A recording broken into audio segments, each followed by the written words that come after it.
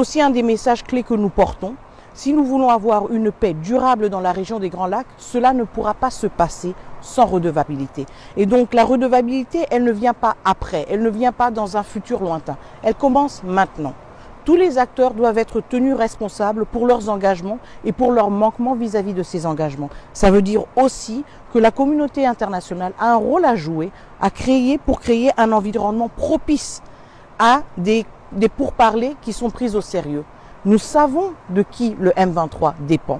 Nous savons très bien qu'avec un peu plus de pression, qu'avec un peu plus de sanctions et de redevabilité, la donne peut changer rapidement. Et ça, c'est notre message à tous nos partenaires qui, d'une part, nous encouragent d'opter pour la voie politique, mais de l'autre part, sont très timides quand il s'agit des réalités sur le terrain.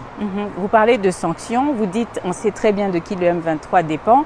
Je suppose que vous faites allusion ici au Rwanda. C'est le Rwanda, je ne fais pas allusion, nous savons que c'est le Rwanda, c'est établi par les rapports indépendants des Nations Unies. Il s'agit du Rwanda et personne d'autre. Qu'est-ce qui peut être fait aujourd'hui pour que la situation puisse être inversée? Certains parlent de sanctions économiques. On a vu que l'Union européenne avait mis en place un système contraignant en début d'année. Mais on a l'impression qu'au final, rien n'est fait. Il y a une espèce d'inertie en fait. Alors je vais me concentrer sur l'Union européenne parce que nous parlons avec un média européen et justement sur le fait que beaucoup plus peut être fait. Vous regardez d'autres conflits auxquels l'Union européenne a eu à faire face.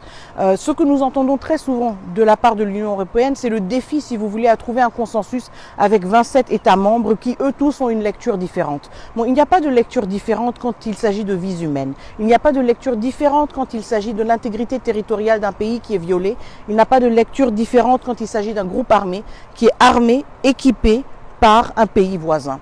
Nous regardons d'autres situations.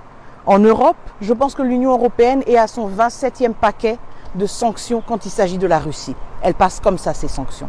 Donc, nous demandons plus de sérieux. Nous demandons une analyse aussi plus approfondie, justement, de ce qui peut être fait. Quand nous parlons de sanctions, il y a toute une